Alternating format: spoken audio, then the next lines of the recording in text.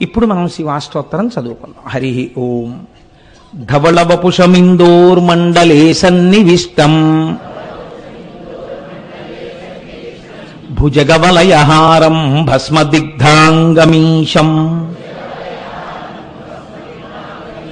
మృగయ పరశుపాణిం చారు చంద్రార్ధమౌళిం హృదయ కమల మధ్యే సంతతం చింతయామి. శివో మహేశ్వర శంభో పినాకీ శశిశేఖర వామదేవో విరూపాక్ష కపర్దీ నీలలోహిత శంకర శూలపాణిశ్చ ఖట్వాంగీ విష్ణువల్లభ సిపి విష్టోంబికానాథ శ్రీకంఠో భక్తవత్సల భవ సర్వస్త్రిలోకేశ శితికంఠ శివాప్రియ ఉగ్ర కపాలీ కామారీ అంధకాసురసూధన గంగాధరో లలాటాక్ష కాళకాల కృపానిధి. సత్యవాణి గారు చదువుతున్నారా?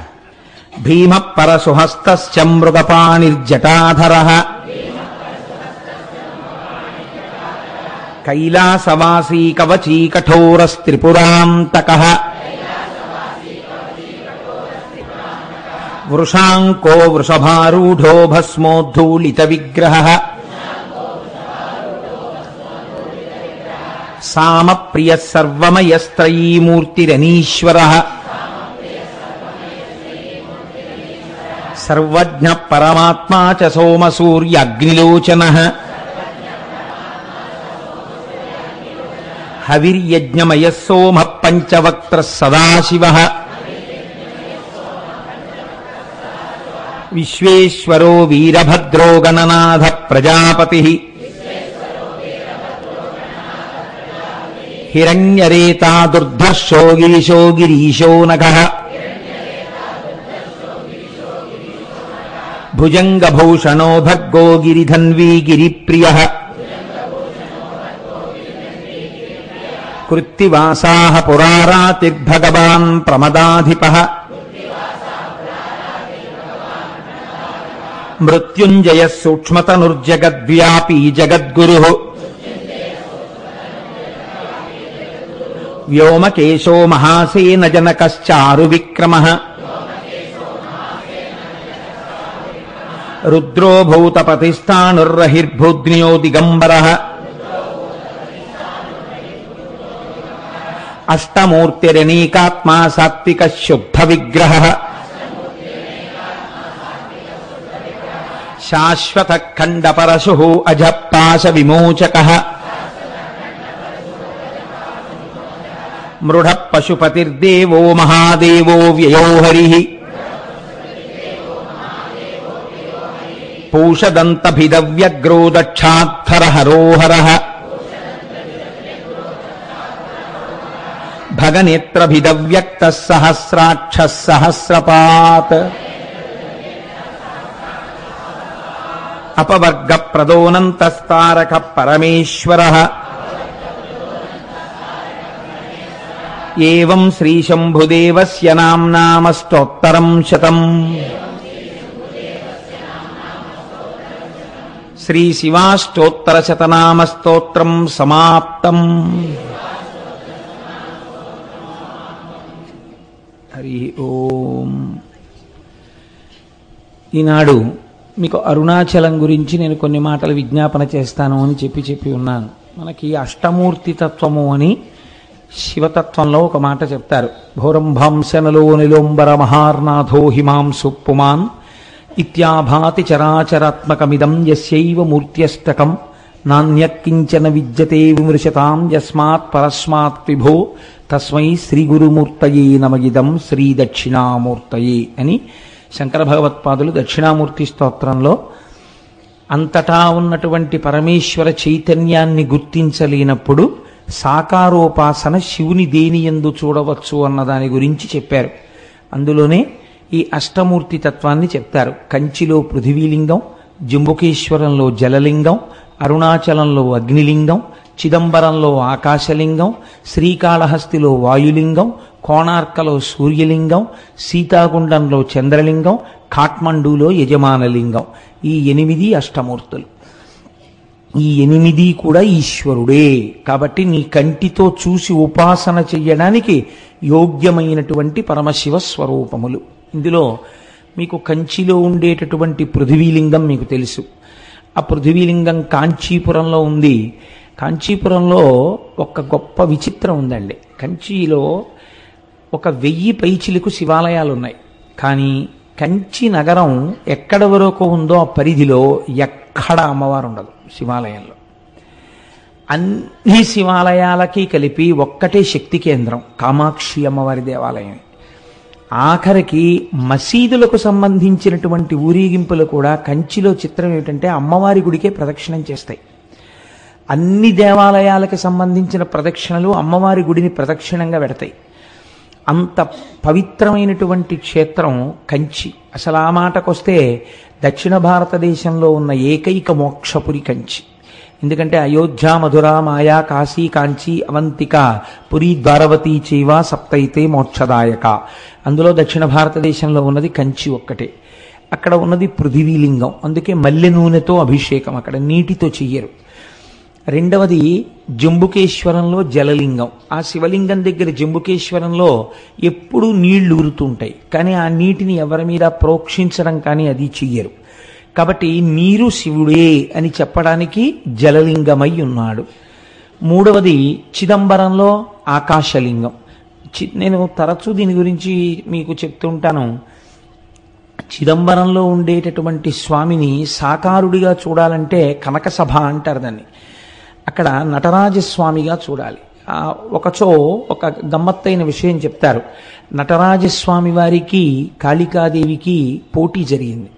ఇద్దరిలో ఎవరు ఎక్కువ తాండవము చేయగలరు అంటే, స్త్రీ చేస్తే తాండవము అనరు, లాస్యము అంటారు.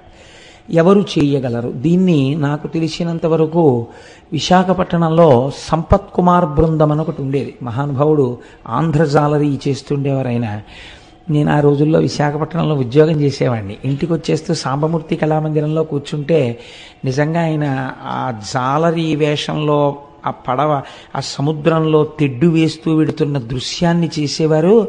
అద్భుతం. మహానుభావుడు ఉమాసంపత్ అని ఆయన భార్య గారు ఉండేవారు. వాళ్ళిద్దరూ ఇది చేస్తుండేవారు. ఈ తాండవము, లాస్యము ప్రదోష వేళలో నిజంగా కైలాస పర్వతం మీద ఉన్నట్టు ఉండేది. అది చేసినప్పుడు శంకరుడు ఎలా నర్తిస్తే కాళిక అలా నర్తించింది. అసలు ఇద్దరిలో ఎవరు నటరాజని పిలవాలి అన్న విషయం తేలలేదు. ఈ స్థితికి వెళ్ళిపోయిన స్థితిలో శంకరుడు ఏం చేశాడంటే, ఇంకా అక్కడే పళ్ళెంలో ఉన్న కుంకుమనందు తన బొటనవేలిని ముంచి ఎత్తి కాళికాదేవి యొక్క లలాటమునందు బొట్టు పెట్టాడు అని ఒకచో నేను చదివిన విషయం మీకు ప్రస్తావన చేస్తున్నాను. కానీ స్త్రీ పురుషుడి ముందు అంత పైకి కాలెత్తి లలాటమును తాకదు కనుక సిగ్గుపడి కాళికాదేవి నిలబడిపోయింది.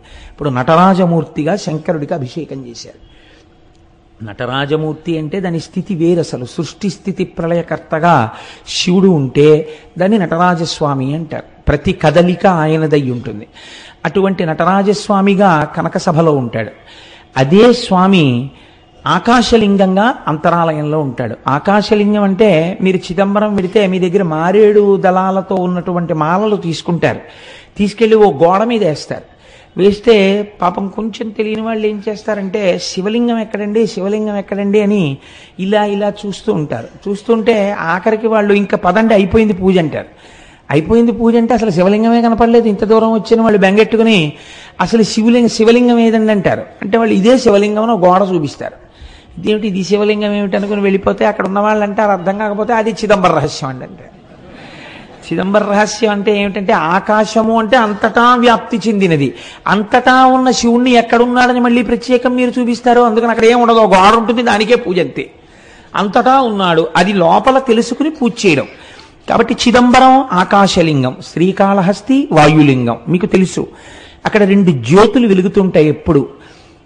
మనకి సైన్స్లో ఏమిటంటే ఆక్సిజన్ లేకపోతే దీపం నిధనం అయిపోతుంది అని. అందుకని విదేశీయులకి ఎంతసేపు కూడా మనకి ఉన్నటువంటి ఆరాధనా విధానాన్ని వాళ్ళు హేతువుని చూడడానికి ప్రయత్నించేవారు. కాబట్టి విదేశీ పరిపాలనలో ఏం చేశారంటే శ్రీకాళహస్తిలోకి గాలి రాకుండా దేవాలయాన్ని మూసేశారు.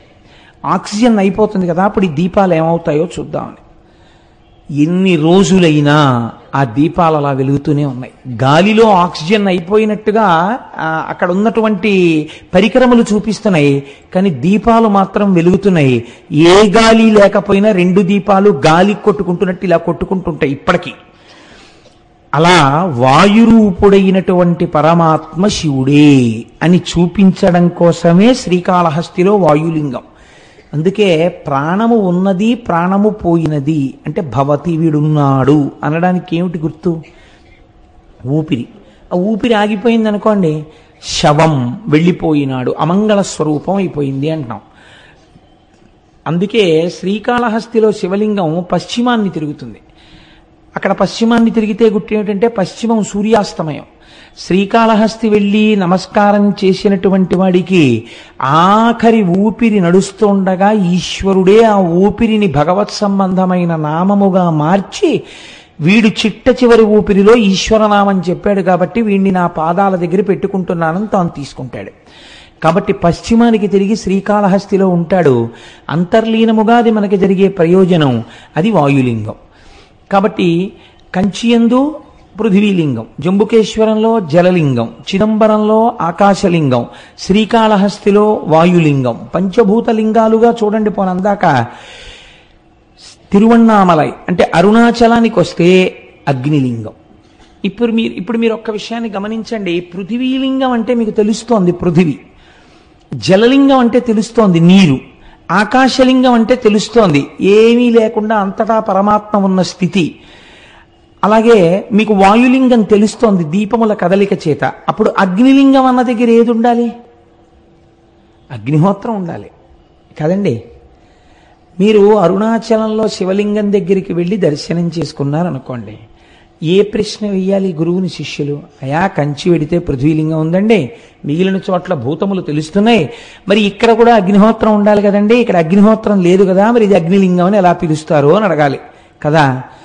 ఇక్కడ రాశీభూతమైన జ్ఞానాగ్ని, అది జ్ఞానాగ్నియే.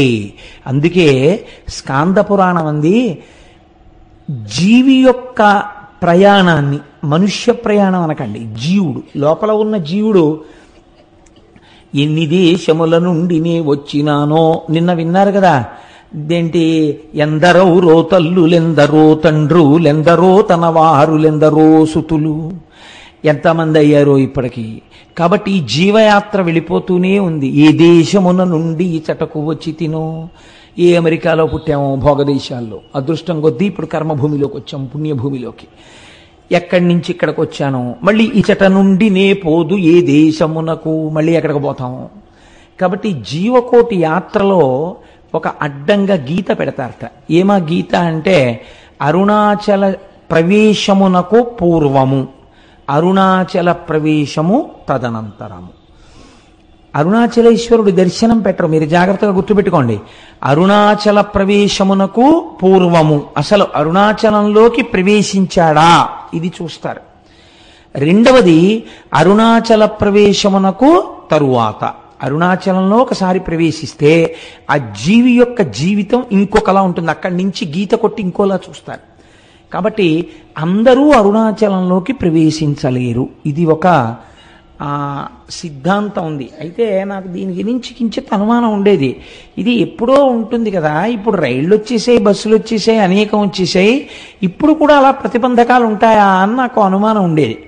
నేను మొట్టమొదటిసారి అరుణాచలం వెళ్ళినప్పుడు, ఈ సభలో ఎవరైనా ఉన్నారో లేరో నాతో వచ్చిన వాళ్ళు, శంకరం గారు ఉన్నారేంటే మీరు సాక్ష్యం అయితే, నాకు ఈ అనుమానం ఉండేది. చిత్రం ఏంటంటే మేము చెన్నై నుంచి అరుణాచలం వెడుతుంటే వ్యాన్ బరస్ట్ అయిపోయింది. బరస్ట్ అయిపోతే దిగిపోయి కూర్చున్నాం. వాడు వెళ్ళి టైర్లు తెచ్చి మళ్ళీ టైర్లు మార్చాడు. మళ్ళీ కొంచెం దూరం వెళ్ళింది, మళ్ళీ బరస్ట్ అయిపోయింది. చీకటి పడిపోతోంది, రోడ్డు మీద నిలబడిపోయాం. మేము అరుణాచలంలోకి ప్రవేశించలేదు. అప్పుడు నాకు అర్థమైంది, ఎన్నున్నా అరుణాచల ప్రవేశానికి ఈశ్వరానుగ్రహమే కారణం కావాలి అని. అప్పుడు రోడ్డు మీద కూర్చుని భగవన్నామాలు చేశాం. చేసిన తర్వాత చిత్రం ఏంటంటే ఇంకా ఆకుండా వేళ అరుణాచలం వెళ్ళిపోయి. కాబట్టి అప్పటికీ ఇప్పటికీ అది సత్యమే. ఈశ్వరుడు మాకు వెంటనే వచ్చిన అనుమానాన్ని నివృత్తి చేసేసాడు. కాబట్టి అరుణాచలం అంత పరమపావనమైనటువంటి క్షేత్రం. అయితే ఏమంటే అది కేవలము జ్ఞానాగ్నియేనా? మరి పంచభూతములలో అగ్నికి అప్పుడు ఇంకొక లింగం ఉండాలి కదా అని మీకు అనిపించవచ్చు. చాలామంది పెద్దలు ఏం చెప్తారంటే ఇది సత్యమే. అరుణాచలంలో ఉన్నటువంటి శివలింగమునకు కొంచెం దగ్గరగా కూర్చుంటే అంతరాలయంలో మీకు ఉక్క పోసేసి చెమటలు పట్టేసి ఏదో కొంచెం వేడితోటి సతమతమైపోతున్నట్టుగా అనిపిస్తుంది. అది చాలా తీవ్రమైన అగ్ని అనుకోండి, మీరు తట్టుకోలేరు సెగ. అందుకని ఈశ్వరుడు అగ్నిహోత్రము తానే అని అలా నిరూపిస్తూ ఉంటాడు. అటువంటి పరమపావనమైనటువంటి క్షేత్రము ఆ తిరువణ్ణామలైలో ఉన్నటువంటి అరుణాచలేశ్వరుడు. అయితే ఈ అరుణాచలం గురించి ప్రత్యేకముగా నేను ప్రస్తావన చేస్తాను ఇవాళ. రేపు భగవాన్ రమణుల గురించి ప్రస్తావన చేస్తాను అనడం వెనకాతల ఒక ఆర్తి ఉంది. ఎందుకు నేను దాని గురించి ప్రత్యేకం ప్రస్తావన చేస్తాను అని అనవలసి వచ్చిందంటే, మనకి ఒకానొకప్పుడు శంకరుండి దేవతలు మనుష్యులు అందరూ ప్రార్థన చేస్తే ఆయన ఇచ్చినటువంటి వరములుగా 4 చెప్తారు. దర్శనాత్ అభ్రసదసి, చిదంబరమునందు జ్ఞానముతో దర్శించుట, అంతటా ఈశ్వరుడు ఆకాశరూపుడయ్యున్నాడు అని దర్శనం. అదంత జ్ఞానంతో దర్శనం చేయడం అందరికీ కుదురుతుంది, కుదరకపోతుంది. కాబట్టి ఈశ్వర ఇంకొక మాట చెప్పన్నారు. దర్శనాద్ధభ్ర సరసి, చేత కాకపోతే జననాత్ కమలాలయే. కమలాలయే అంటే తిరువారూరు. నువ్వు కమలాలయంలో పుడితే నీకు మోక్షం ఇస్తానన్నాడు స్వామి. చాలా బాగుంది కానండి, పుట్టడం మా చేతిలో ఉందా? ఎక్కడ పుడతాము? కాబట్టి అమ్మ కడుపులో ఉన్న నాకు అమ్మ ఎక్కడుందో ఏం తెలుసు, ఎలా పుడతాను? ఇంకొక మాట చెప్పండి అంటే ఆయన అన్నాడు, పోనీ పుట్టడం నీ చేతిలో లేదు, వృద్ధాప్యం వరకు వచ్చేసిన తర్వాత ఇంకా నా జీవనయాత్ర పూర్తయిపోతోందని నీకు తెలిసిపోతూ ఉంటుందిగా, బాధ్యత అయిపోయిందిగా, కాశీ వెళ్ళిపో. వెళ్ళిపోతే ఏం చేస్తాను? జననాత్ కమలాలయే కాశ్యాంతో మరణాన్ముక్తి. కాశీలో ప్రాణం వదిలిపెట్టేస్తే మోక్షం ఇచ్చేస్తాను. ఎలా ఇస్తాడో మొన్న మీరు విన్నారు కదా విశ్వేశ్వరలింగంలో. కాశ్యాంతు మరణాన్ముక్తి అంటే వాళ్ళన్నారు, ఈశ్వర ఏమో ఈ లోపల వచ్చేస్తే, లేదా మేము కాశీలో ఉండగా మోక్షం వచ్చేటట్టుగా కాశీకి వెళ్ళేంతగా కుటుంబాల్ని వదిలి వెళ్ళగలిగినంత దృఢచిత్తము కలియుగంలో మాకు ఎలా ఉంటుంది? ఈ అనుబంధాలతో వేసారిపోతూ. కాబట్టి అలా వెడతామని నమ్మకం లేదు. ఇంకొక మాట చెప్పండి అంటే స్వామి అన్నారు, ఇంకా ఇంతకన్నా సులభం ఉండదు. ఒక్క మాట చెప్తాను, చెయ్యగలరా? స్మరణాత్ అరుణాచలే. పైకి అనక్కర్లేదు. అరుణాచల శివ, అరుణాచల శివ, అరుణాచల శివ, అరుణ శివ అని మీరు అనక్కర్లేదు.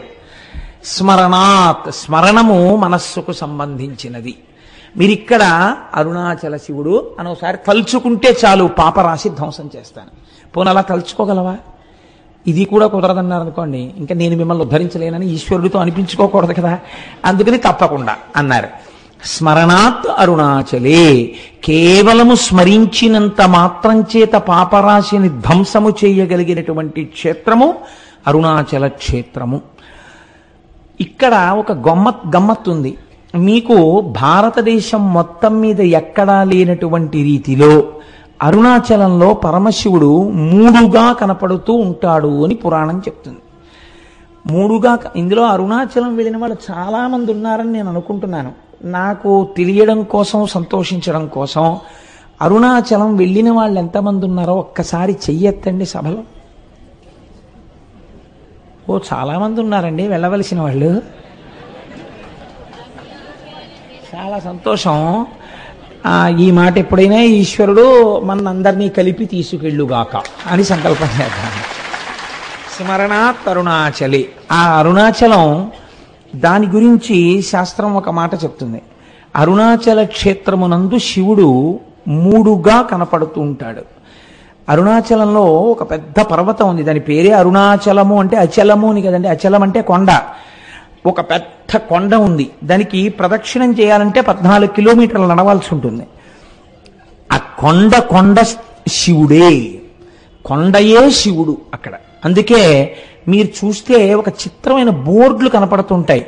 Absorbed into the lotus feet of Arunachala అని ఉంటాయి రమణాశ్రమంలో. అక్కడే ప్రాణాలు విడిచిపెట్టేసిన వాళ్ళని సమాధులు చేస్తే అక్కడ బోర్డులు పెడతారు, వీళ్ళ పేరు ఇది, absorbed into the lotus feet of Arunachala అంటారు. అరుణాచల పాదములు అని పిలుస్తారు ఆ కొండ కింద ఉన్నటువంటి భాగాన్ని. ఆ కొండకి ప్రదక్షిణం చేస్తారు. ఈ కొండకి ప్రదక్షిణం చేస్తే అక్కడ మీరు నమ్మండి నమ్మపోండి, నాకు పరమ విశ్వాసముతో కూడుకున్న విషయం, ఎన్ని కోట్ల జన్మల పాపములో అక్కడ దగ్ధమవుతాయని. భగవాన్ రమణుల్ని ఎవరైనా చూడ్డానికి వెడితే అరుణాచలంలో ఆయన మొదట ఒక ప్రశ్న వేసేవారు, గిరి ప్రదక్షిణం చేశారా అని అడిగేవారు. వాళ్ళు మళ్ళీ ఓ గంట పోయాక కనపడేవారు, భగవాన్ మీరు చెప్పినట్టుగా గిరి ప్రదక్షిణానికి వెళ్ళొచ్చాం అనేవారు. ఎలా వెళ్ళారు అంటే ఆటోలో వెళ్ళామండి అనేవారు. ఏదో వయస్సు అయిపోతే వాళ్ళని నేను తప్పు పట్టట్లేదు, అయితే ప్రదక్షిణ పుణ్యం ఆటోదా మీదా అని అడుగుతుండేవారు ఆయన. కాబట్టి ఆ గిరి ప్రదక్షిణం అనేటటువంటిది మనం ప్రయత్నపూర్వకంగా చెయ్యాలి. అక్కడ చిత్రం ఏంటంటే, మీరు ప్రదక్షిణం ప్రారంభం చెయ్యగానే సాధారణంగా రమణాశ్రమం దగ్గర నమస్కారం చేసి కొంచెం 4 అడుగులు వెయ్యగానే ఒక వినాయకుడి గుడి ఉంటుంది, అక్కడ నమస్కారం చేసి అరుణాచలానికి ప్రదక్షిణానికి బయలుదేరుతారు. బయలుదేరినప్పుడు మొట్టమొదట దక్షిణ దిక్కున కనపడేటటువంటి లింగం యమలింగం. దక్షిణ దిక్కున మరి యమధర్మరాజు కదండి, అందుకని యమప్రసాదాత్ ఆయుర్వర్ధనమశ్నుతే అని చెప్తాం మనం ఆశీర్వచనంలో. దక్షిణ దిక్కున ఉన్నటువంటి యమధర్మరాజు గారి యొక్క అనుగ్రహము చేత నీకు ఆయువు వృద్ధి యగుగాక. మీరు ఒక్కటి గుర్తుపెట్టుకోండి, అరుణాచలానికి అరుణ పర్వతానికి మీరు ఎన్ని మాటలు ప్రదక్షిణం చేసినా ఒక్క పర్వతానికి ప్రదక్షిణము చేయరాదు. అరుణాచలం పర్వతం చుట్టూ ఉన్న అన్ని ఆలయములను దర్శనము చేస్తూనే ప్రదక్షిణం చెయ్యాలి తప్ప వాటిని విడిచిపెట్టి ప్రదక్షిణం చెయ్యకూడదు. అలా ఎందుకు చెయ్యకూడదో నేను ఈ మధ్య ఉపన్యాసంలో ఒక రోజున చెప్పాను, చర్విత చరణంగా మళ్ళీ చెప్పవలసిన అవసరం లేదు. అయితే ఈ దక్షిణ దిక్కున ఉన్నటువంటి యమలింగానికి అరుణాచలంలో ఒక ప్రత్యేకత ఉన్నది అంటారు. ఏమా ప్రత్యేకత అంటే, ఎముకలు విరిగిపోయినటువంటి వాళ్ళు, ఎముకలు అరిగి బాధపడుతున్న వాళ్ళు అరుణాచలంలో యమలింగ దర్శనం చేస్తే ఆ ఎముకలు చాలా తొందరగా అంటుకుంటాయి. చాలా మందికి అలా జరిగాయి సంఘటనలు.